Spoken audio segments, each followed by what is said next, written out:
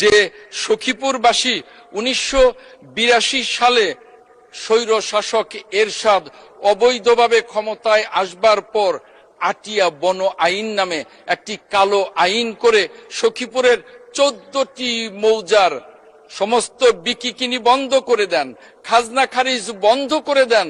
তাদের কান্নার সাথে আমি সহপাঠী, আমি তাদের কান্নার সাথে আমি সমব্যথী। তারা অনেক আশা করে আমাকে ভোট দিয়েছেন, আমাকে ভালোবেসেছেন।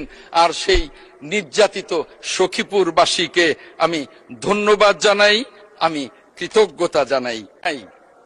আমার নির্বাচনী এলাকা অবহেলিত বাসাইলবাসীকে, যারা তাদের বঞ্চনা থেকে মুক্তি পেতেই আমাকে উজাড় করে ভোট দিয়েছেন, আমি আমার সেই প্রিয় বাসাইলবাসীকে আমি ধন্যবাদ জানাই, কৃতজ্ঞতা জানাই।